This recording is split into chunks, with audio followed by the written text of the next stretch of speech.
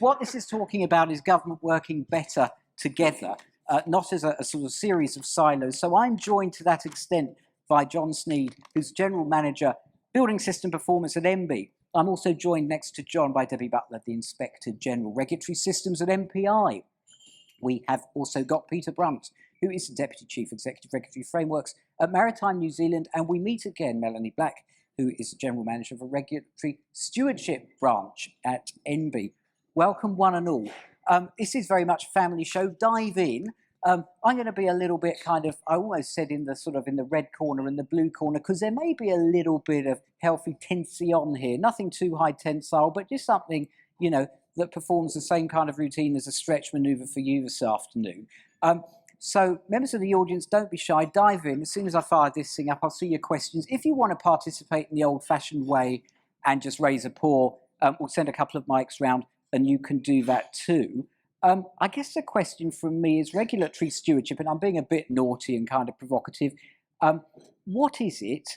And would you say, or the cynically minded might say, is it just some newfangled guff from Wellington? John? Yep, absolutely, it is. That's what I like. And look, I've got to be careful because with Mel sitting down there, who's responsible for regulatory stewardship at MB, I'm obviously mindful of somewhat tarnishing my reputation. But look, let's be frank, I regulate builders and the building sector. If I go out to a bunch of builders like I was on Friday and I talk about regulatory stewardship, yeah, absolutely. I just get completely ignored as just being a sandal-wearing bureaucrat. And while I'm amongst sandal-wearing, cardigan-wearing bureaucrat friends here, you know, when you're out talking to builders, it doesn't go down that well. So what we've got to do, part of regulatory stewardship, if we're going to make it effective, is when we go out there and we're talking to the people we're regulating, we actually ground it in what it means. And so when I'm going out there and talking to builders, I'm not talking about regulatory stewardship, because I just lose my audience. I'm talking about how we work alongside the sector to create a better built environment, or how we put insulation in roofs, or how we design buildings better so they fall down a bit less often in earthquakes. You know, this is the kind of stuff we talk about. So to a certain extent, yeah, I actually think we've got to be really careful when we go out there to the parties we regulate and we talk about regulatory stewardship. We've got to ground it in what it actually means, which is actually what I'm looking forward to discussing today. Lovely. Sneaker-wearing bureaucrat, by the way. Debbie. Hi.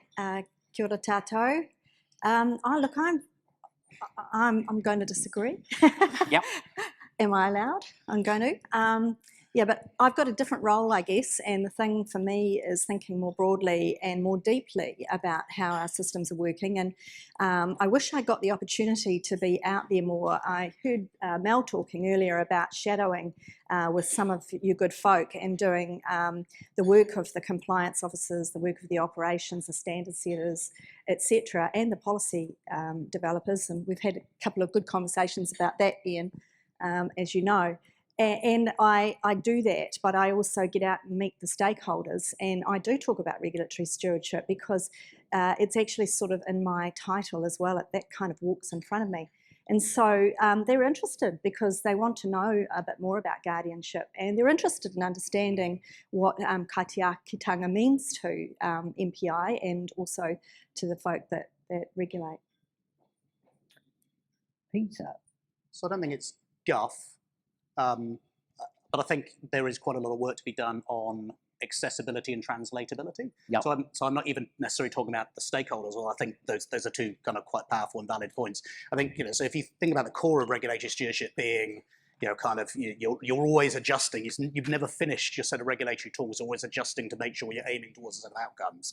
That requires everyone to be aligned and to understand their role in that. So whether it's not the kind of the analyst writing the piece of legislation, or the kind of, you know, the intelligence analyst, or the operational bod on the ground, and everyone in between. So even in a Wellington context, I think there's actually quite a lot of work to be done to translate stewardship. And I think actually the term regulatory stewardship doesn't help us sometimes into terms that are engageable with those different people in their roles. Engageable is the word, and I can see even John's nodding at that one. Mel. So yes, it is Wellington guff. Does that make it a bad thing? Was biculturalism and some other concepts Wellington guff to begin with? So I always do the Gisborne Fishing Club test. So I grew up in Tairāwhiti, and my father was one of those small businessmen at the Gisborne Fishing Club on a Friday night. And they care deeply about what government does. So I think John's right. there's a market for it. They want to know that we're focused on outcomes. They want to know that we understand the impact of what we're doing here in Wellington on people at the Gisborne Fishing Club. But yeah, there's some language that's just not going to help engage them. Yeah, so we're not going to be talking to the builders about regulatory stewardship, but we're going to be talking to ourselves about it in terms of indoor management. And I guess, perhaps coming back the other way, what is a definition, or what is regulatory stewardship as broadly defined? What's the current kind of thinking that it is? Because we may have effectively 280 different definitions. Do I get to go that one? Yeah, let's take that one. Okay, let's see if I can explain regulatory stewardship. Okay, so I always go back to regulatory systems. Most of our regulatory systems have 8 functions within them, ranging from policy through standard setting, licensing, compliance and enforcement through to dispute resolution. For me, regulatory stewardship is about how we bring those different functions together so that we've got regulatory systems that actually operate as systems, that we've got people across them who talk about it, who have shared sets of outcomes, and who are looking to the future together to make sure that regulatory system is producing the best outcomes we can for New Zealanders, both now and into the future. And if that sounds a little rehearsed, sorry, John, it probably is. How far have we come? I mean, I guess the question is, that's the definition. Someone's got to take ownership. We're not all kind of in our silos, doing our own thing. There's a kind of a collectivization, but actually, in terms of at least government talking to itself, how far have we come in terms of it being kind of agreed that that's what it is, and people generally getting it? Anyone? Or you members of the audience, do you get it? Is it something that you have a thought about? Is it guff to you? You can be private here with me by sending me this. I won't flip it on to your manager. What do you think? What does stewardship mean? Why would it be important to you if it is important? Why, and it's perfectly honest, we're a safe house here, why does it not resonate with you if that's the position? Government Regulatory Practice Initiative has stood to bring the sector closer together. One of the things that it's meant to be doing is doing that on the stewardship basis where we all have something in common. There's a whakatauki there that effectively says that. We've all got something in common, but in much nicer terms. So where does that take us? Any thoughts? John? Well, I feel the need to salvage my reputation somewhat already. We're only kind of like 5 minutes in. That's right. We've got 45 to go. Look, I just want to acknowledge that when I somewhat tongue-in-cheek talk about it as Wellington Guff, I have the freedom to go out there and talk to my sector in a really grounded way about what I see as what I see regulatory stewardship as, because within MB we have these incredibly robust internal conversations around what it means. So certainly I can only speak for the way MB approaches it, and this is an argument that Mel and I've had. Mel, through her role as kind of the central coordinator of our regulatory stewardship activities, she provides me with frameworks and really hard conversations to make me do stuff that I don't want to do sometimes, quite frankly. But what I acknowledge is that this creates a framework within which I can go and actually put this into practice. So for me, what I see at MB, I think we have a really sophisticated, really robust. I'm not naturally inclined to do immediately what I'm told, and so that we have this we have really good, robust engagement about that. But for me, I see really, really positive, engaged conversations. John literally sat on a teleconference with me recently and told me this damn regulatory stewardship stuff, it's hard. He's right. He's right. It is hard. It is hard. I'm also sort of in mind of the thought that actually the latest Public Service Act change really sort of drove home for me this principles-based change to the maintenance of our laws and regulation. And for me, it's about thinking, a lot of our laws in Wellington are based out of the 90s, and we are in MPI struggling with quite a lot of very, very ancient and difficult to work with legislation. There are a lot of workarounds. A bit of a risk of being sort of Pollyanna-ish, because I get that it's hard piece, but in some ways, the core concepts around regulation stewardship are really, really, really simple, so long as you remain focused on the outcomes you want to achieve. So I think that for me is the kind of key bit. Is legislation will always be a kind of great thing we reach for always, and it's great to have frameworks that allow for more enabling legislation. But there's always something you can do once you know what your outcomes are, and you've got some sense of what the gaps and the differences are between where you are now and where you want to be. So, and there's always a conversation you can have. And I think it's just that, how do we best have the conversation with the different audiences that we need to play a role in that, whether they're ministers looking for a political outcome or a CE who may or may not be a regulatory stewardship nerd. I'm very lucky in that respect, to frame it in terms of those outcomes, in terms of the set of very simple things they want to achieve. So I think sometimes we dress it up with the frameworks which are necessary as a way of kind of, creating more complexity than is required around these things. And I think what you're all telling us is with various degrees of tongue and various degrees of cheek, is actually stewardship helps because it defines who you're connected to, who else is out there. Otherwise, you're at risk of becoming an island, whether it's a stakeholder builder, whether it's the other agencies, and actually critically, the other agencies sitting in the system. Who's on the patch, who's on the estate, as Lil said this morning towards this afternoon, what am I caring for? I mean, if you take the sort of a lay definition, if you like, rather than the term of art, what am I looking after? That wider kind of patch goes against patch protection because the patch is very big. Just some questions here. One which I think strikes quite nicely. Does stewardship, in other words, taking a whole of systems approach to the Crown's regulatory role, which is, I think, what you've said it is, live and die on agency authorising environments? So wiggle room you've got at home, is that what it turns on? It's really hard without it. Is it doable without it? I think a lot of it comes down to working together, doesn't it? And it comes down to culture. So a lot of that we control for ourselves. But I think, Carolyn talked earlier today about the Treasury guidance that's going to come out in a few weeks, and it's got a wonderful section there on the authorising environment.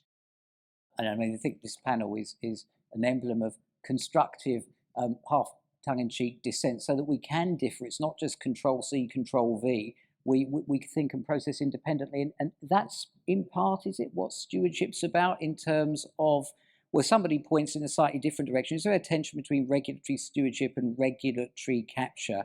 How do you manage this? I'm not so sure of the answer to the first part, but if you can deal with the first part someone, then we can talk about whether it's something to manage. Stewardship versus capture. Would the builders capture you, John? There are a number of them who'd like to at the moment. We'll edit that. No, look, I'm going to be controversial, and I'm only being part tongue-in-cheek here. Look, I actually quite reject the idea that regulatory capture is a major problem that we need to engage, that we need to deal with. We need to be mindful of it. Absolutely, we need to be mindful of it. But a lot of people use regulatory capture as an excuse to keep distance between them and the sector that they're regulating, and I call nonsense on that. I'd call another word on it, but I call nonsense on that, because I just think this is so wrong. We can only regulate effectively if we do so really strongly in conjunction with the sector that we regulate. And what that requires, it requires a really robust operating model, so that we know when the time has come to move out of that collaborative space and more into a compliance and enforcement space, for example. But so long as we have that regulatory operating model, then I think that we should not be afraid of regulatory capture, because I think it stops us driving those really effective and close relationships with the sector that we need to be effective regulatory stewards. So I'll agree with John. I was keen to say something about authorising environments as well in just a second. But I think again, it sort of hinges on being really, really clear about what success looks like and what is the outcome you're seeking. What does that look like? So I think if your sense of what success looks like and a good regulatory outcome for the sector you're kind of looking after is vague, you're more likely to be captured, because then you end up with blurry edges in terms of the end result.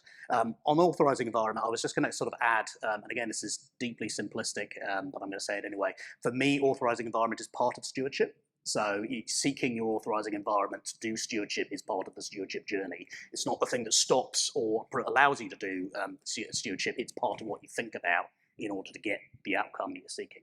Yeah, interesting one. Debbie, what's your take on that? Because I mean, I know that you would perhaps look at it and say, as you said in our webinars, slightly differently.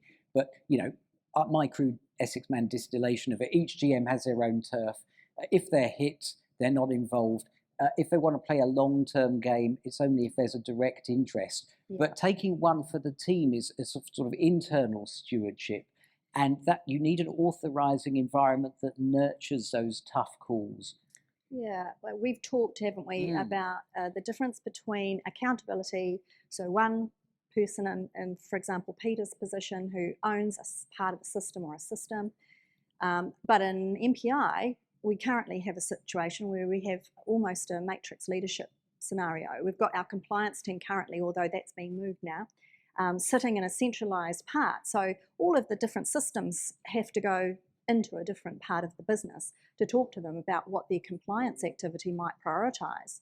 Now, that could work. That can work really well if you have the right authorising environment. And if you had the right culture, but we had, like MB, a merging together of a lot of different businesses, not so far in the distant past, when they've all brought different cultures. You know, food safety brought science sort of lens, fisheries brought very much a compliance lens. And so, you know, the compliance teams have then had to kind of juggle and work out, well, how do we do this for fisheries but do that for food? So we're actually in the middle of just starting to tease that out and put back some of our compliance people into the systems so that the one person at, for example, Peter's level has a line of sight end to end and can manipulate and manage that. Now, capture does come into that a little bit, in that then you are at risk of capture. If you see all of this from one particular perspective, we're very mindful of that, and I'll keep a watching brief on that as it changes. Yeah. And so I'm interested in what this group sort of thinks about in terms of the way that you could change that thinking, because, you know, one person having an end-to-end view on something will manage it to their own expectations, not necessarily to the right expectations. And I think there is a bit of a capture position that we have to worry about there. And of course, policy is not immune from capture either, no, is it? Absolutely not. I guess with that in mind, I think we've sort of pretty much established, as one of the questions is asked, that this is more than just a kind of Marie Kondo job on out-of-date ledge. And keep the questions coming in, members of the audience. It's alluring. I know the colleagues can't see it, but I can see about 15 of them. Vote on them as well with the thumbs up sign. An interesting one that's comes through is, you know, brass tacks practical. If a decision is given, and an executive decision is given, a bit generic, but what does it look like if you've got the stewardship lens contrasted to the parochial non-stewardship lens? What are the kind of hallmarks of the things that you could be seeing? I appreciate every day of the working week, you don't run around thinking, what does that agency I've never dealt with think? But the connected parties in my wider sphere at a certain tier of level, what is it you're seeing? What is it you're seeing, John, in a decision that you're giving when you're being a steward? Because this is what actually John was telling me was really hard the other day. I don't know if you remember. It's all right, we're here to help. John sits on a regulatory governance group for the building sector, for the building system, with two of our colleagues. And John has the policy end of the shop as well as a few other functions. And there are things that Ingrid and Sanjay would like you to do within your policy work program that don't always fit. But I know that you do them anyway because you've got a commitment to the shared outcomes that you're trying to get from that and to working with Ingrid and Sanjay. Yeah, look, that's absolutely right. And I suppose that's that system element, you know, in an organisation the size of MB where the building system doesn't reside just within my group. If there's parts of it sit across that governance and that system level view is absolutely critical. But in terms, I suppose I was taking the decision more in terms of how an executive decision resonates with the sector and what stewardship looks like in terms of actually pushing that out to the sector. That's where you've got to have the relationships. That's where you've got to have the, you know, if you have a distant relationship with the sector that you regulate, then executive decisions, they just land with a clunk. And I kind of refer to it as regulating by grenade, effectively. Just toss it over the fence and you wait for the blowback to come back over. It's, you know, this is why I think that you've got to be close to the sector, you've got to be able to work with them, you've got to be able to give them a heads up about what the implications of hard decisions are. And we make hard decisions all the time, you know, we put in place more regulatory requirements, we're just doing it for engineers, we're about to do it for builders, we're doing it in terms of insulation standards, all this kind of stuff that imposes regulatory impost. You've got to be close to the sector to be able to work through what the implications are and help them understand why it's done. So for me, I just think that for me is a real practical grassroots application of regulatory stewardship. thinking down the line. Debbie, what about you? What do you say? You want to say something? There is a change happening, and I'm watching it with interest, and that's this question about whether regulators should be independent of their stakeholders or actually engaged with them, which is what you're talking about. That change is happening in MPI as well. We're getting far closer to our stakeholders on an engagement perspective as opposed to just consulting. And I have had conversations about this too in public, and that I think this is a good thing, and it's alluded to earlier from Grant, I think, in his presentation, where advisory part of regulatory responsibilities is becoming really common, and actually I think it's important.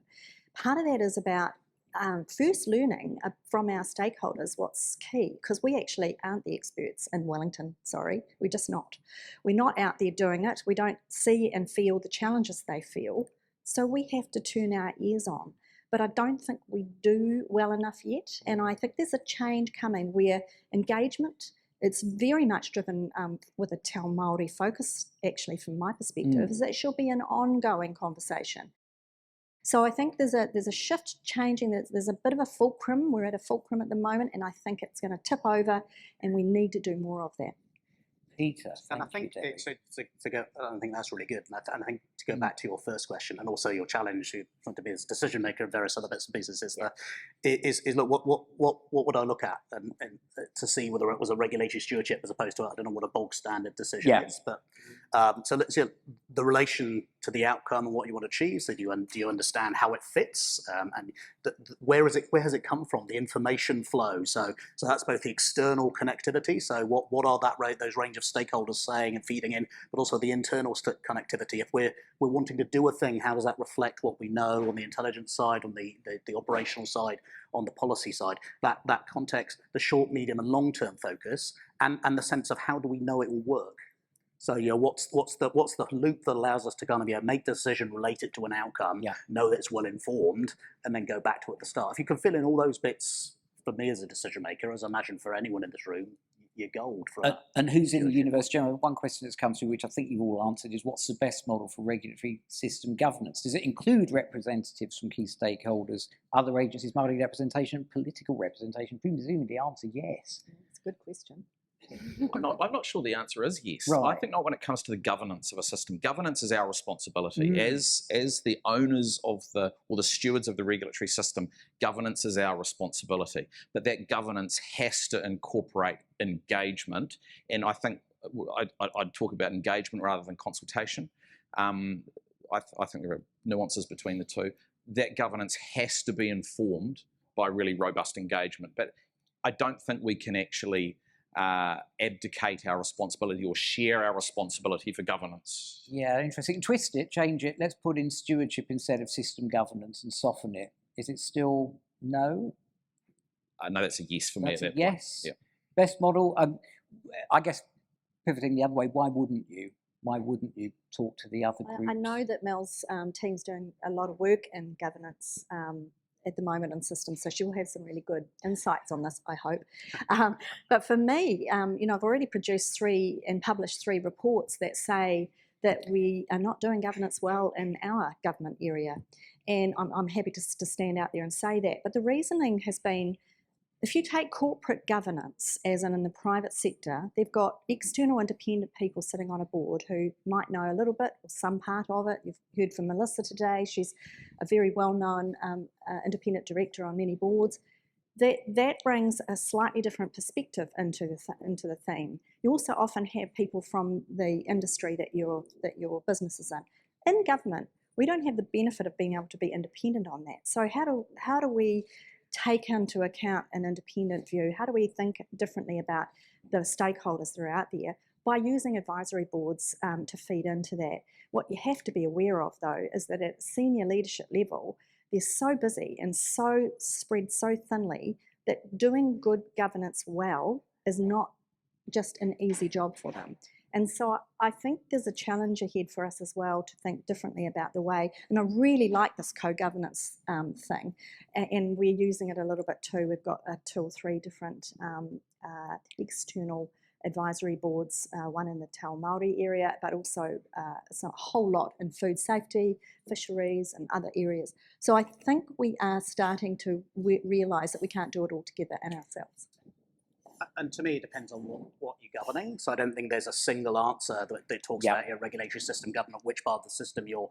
So for us, there's a big difference between, say, a harm prevention program where actually you're wanting to get a whole group of people together with regulatory and non-regulatory tools to get an outcome versus the highest level accountability that sits within a piece of legislation for managing a regulatory system.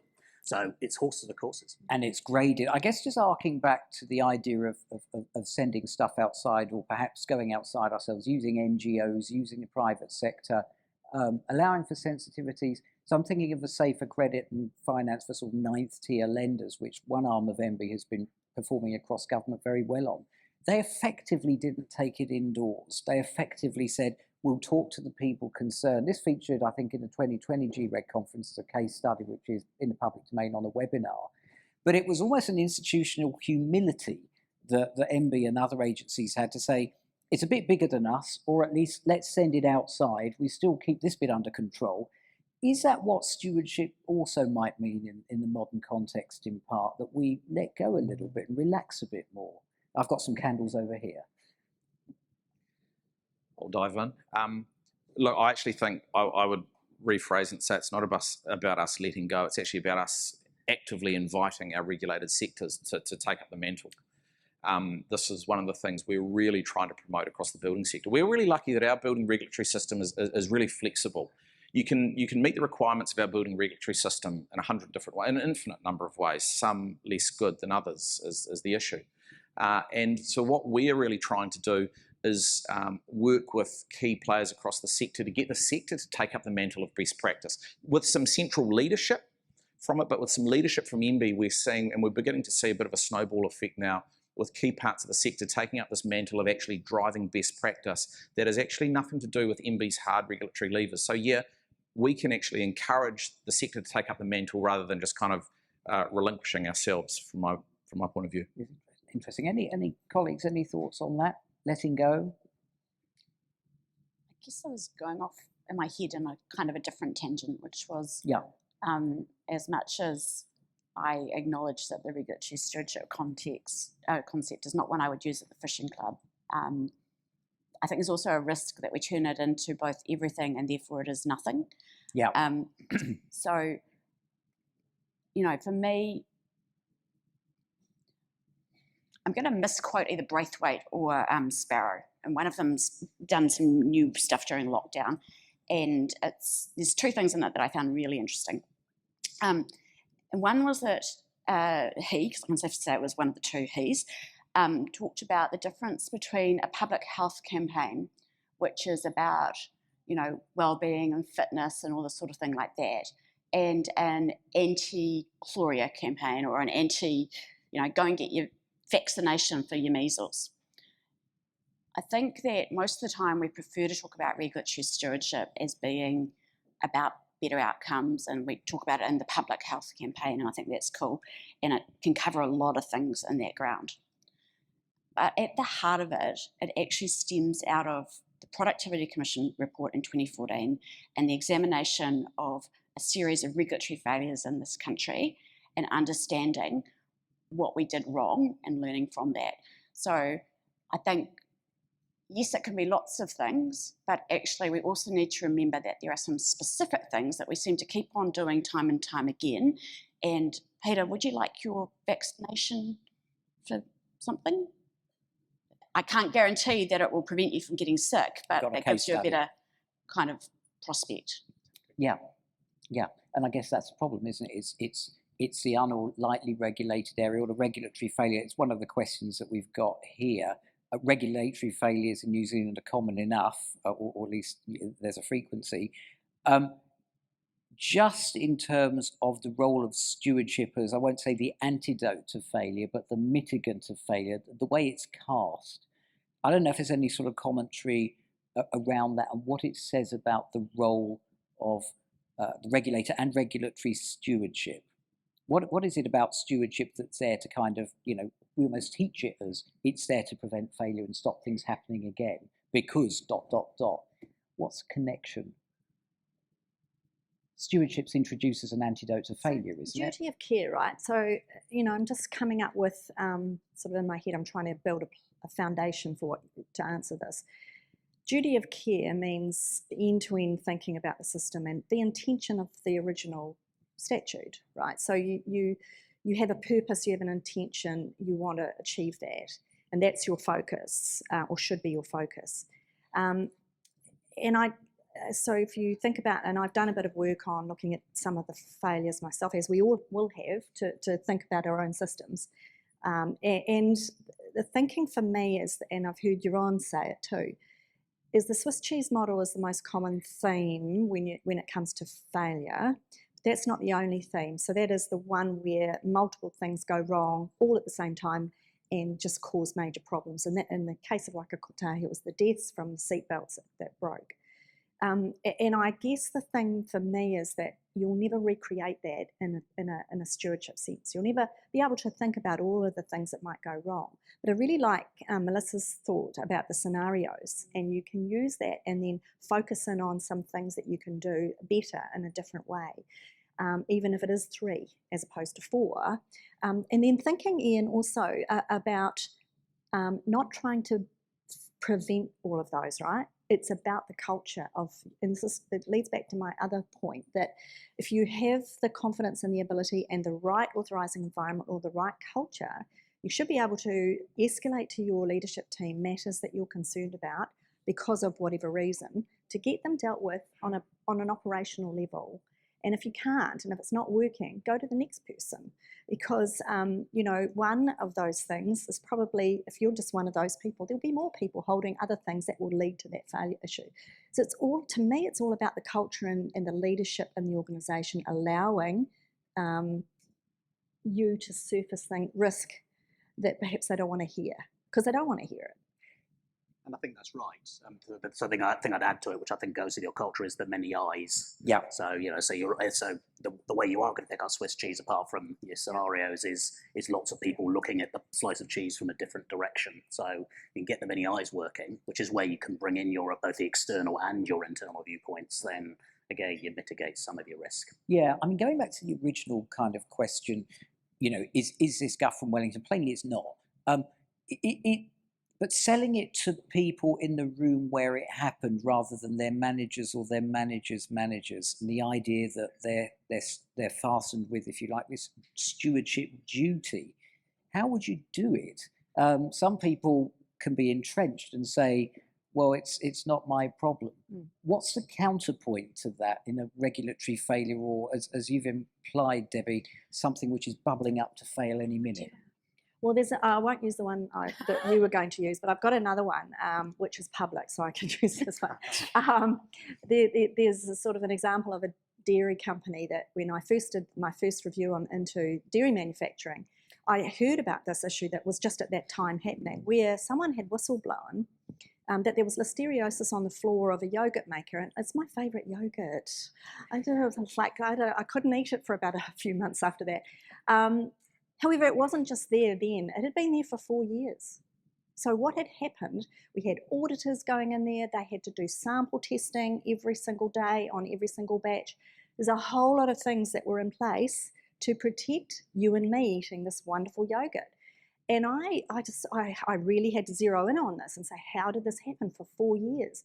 Turns out that one of the workers on the floor knew about the sample. The sample had been separated into 2 different reports. There was a report that said, everything's tickety-boo, you know, we've got lovely clean surfaces and everything's fine. And then he had, the managing director of this organisation, had his own report which said listeriosis on the floor, it's going to eventually trickle up and end up on your desks, you're going to be in big trouble. And he didn't have the funding to fix the floor, so he just hid it. This person went on for many, many years bashing down the door, trying to find someone who would listen that this is really dangerous and we shouldn't be doing this. We shouldn't be selling toxic, potentially dangerous food. And in the end, she left the organisation, went to another, and that's why it took 4 years, and then banged on the door of the compliance officers and MPI and told us. So, you know, I want to say that we shouldn't, it's not just our own staff we need to be listening to. Yeah. I want to say it's everyone else as well. Yeah. You know, how do we do that? And it's an interesting point, isn't it? Because it's everyone else in the room where it happened in terms of the regulated parties and the regulators themselves. But again, it's presumably just impressing on everyone that they have a part to play. It may not even be called stewardship, although that seems to be a convenient language to capture it. Let's talk about something sort of a little more positive, perhaps. Any success stories where stewardship has been used? You know, any kind of, we did this and we did this with stewardship. Not quite like that, but not far off it either. Look, I was going to go to a completely, slightly different place. Go on then. We've talked a lot about outcomes and the importance of outcomes, and we've also talked a little bit today about the challenge when your regulation doesn't quite let you do the thing that you know to be the right thing. And again, it's this question of what's the role of the regulator? Is the regulator there to enforce the legislation and so forth, or are they there to help achieve a set of outcomes for a system? And I would say they're there to help achieve a set of outcomes for a system. And that requires every one of us in this room to know what the outcomes of the systems that we're working in are, and to think about how we do our jobs in relation to that. One of my favourite examples of an outcome-focused approach is where Michael goes swimming after his run that he referred to earlier. And I thought you were just sweaty when you came back from your runs, Michael. Michael's my neighbour, but it turns out he's been in the harbour. We'll edit this. Down on the waterfront there's a plank of wood that's sticking out. I used to have an office that overlooked that plank of wood. For years, it wasn't there, and you used to have attempts, and I apologise to Wellington City Council if I get this slightly wrong, but I saw them trying to police where the kids were jumping off the waterfront. And there were signs up about where it was dangerous and not to do it and bad. And then someone went and stuck a piece of wood out over the harbour in the place where it's safe to jump. And everyone got it. They're like, okay, if we want to jump in the harbour, we should go and use this plank of wood. And in terms of an outcome, in terms of changing from we're going to prosecute and we're going to, enforce to let's enable a safe outcome that we're trying to achieve here. I just thought it was a really brilliant, simple example of outcome thinking. 8-wire thinking, and possibly something where I've just sort of had a comment here. Is that kind of situation a problem of where you've got too many hands and too many eyes, nobody potentially taking accountability and responsibility, and the regulator locks up? Possibly because there's compensation culture in the court system. I've seen this in other jurisdictions, and life's pleasures like kind of public swimming pools get, locked up and curfewed with, with a little bit of policing. That's a sort of a response to it. I guess, how do we maintain the kind of a consistent approach where we're trying to be stewards, looking at things in the round? How do we do that?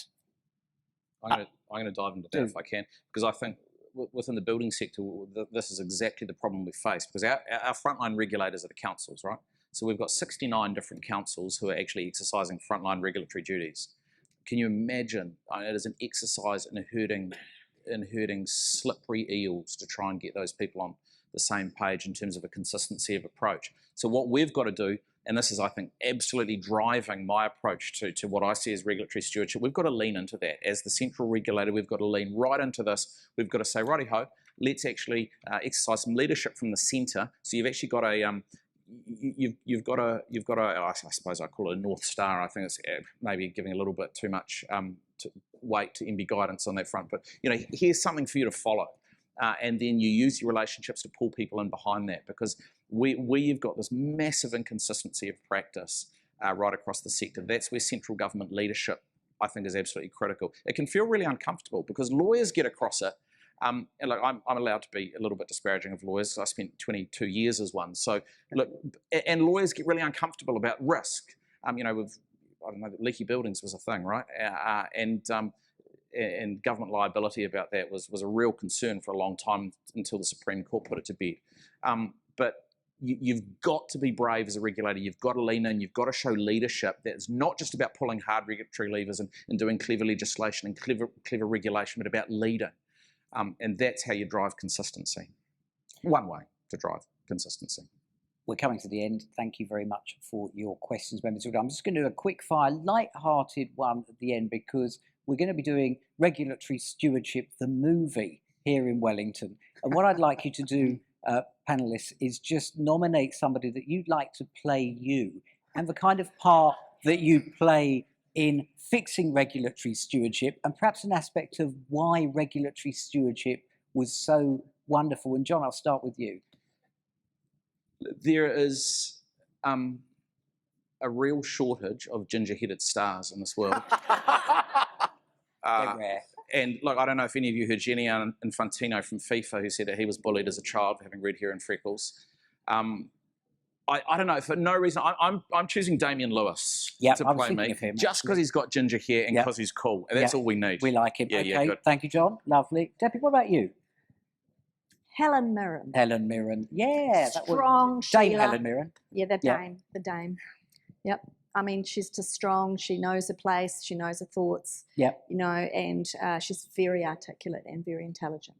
And that drives stewardship, doesn't it? It does. That Look, kind and of she's a knowing thinker. where you are. Yeah. She's also good looking, so that helps. Yep. Well, of course.